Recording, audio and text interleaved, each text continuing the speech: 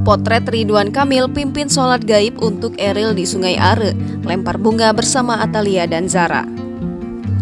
Gubernur Jawa Barat Ridwan Kamil dengan ikhlas melepas kepergian putra sulungnya Emeril Khan Mumtaz yang hilang terseret arus Sungai Are, Bern, Swiss. Setelah lebih dari sepekan mengoptimalkan proses pencarian, pihak keluarga akhirnya memutuskan untuk pulang ke Indonesia. Ridwan Kamil dan keluarga bertolak pada Kamis 2 Juni 2022 dan dijadwalkan tiba di Bandung pada Jumat 3 Juni 2022 petang.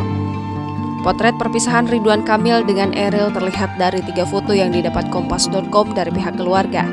Foto pertama memperlihatkan Ridwan Kamil bersama keluarga dan jajaran KBRI Swiss melaksanakan sholat gaib di tepian Sungai Are. Prosesi sholat dipimpin langsung Ridwan Kamil. Dalam foto kedua, Ridwan Kamil, istrinya Atalia Praratya, dan anak perempuannya, Zara, melempar setangkai mawar di Sungai Are. Foto ketiga, nama Eril disematkan dalam papan kecil yang diikat tali di pohon tepian Sungai Are.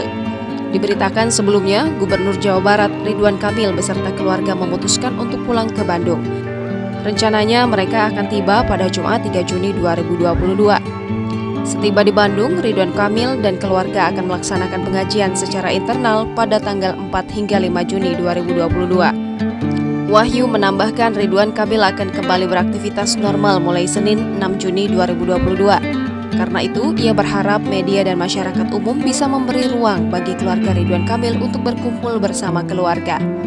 Ridwan Kamil memutuskan pulang ke Bandung setelah lebih dari sepekan memantau pencarian anak sulungnya Emeril Khan Mumtaz yang terseret arus Sungai Are, Bern, Swiss pada Kamis 26 Mei 2022. Setelah melakukan pencarian secara maksimal, keluarga menyatakan Eril sudah meninggal dunia. Jangan lupa subscribe, share, komen, dan like ya!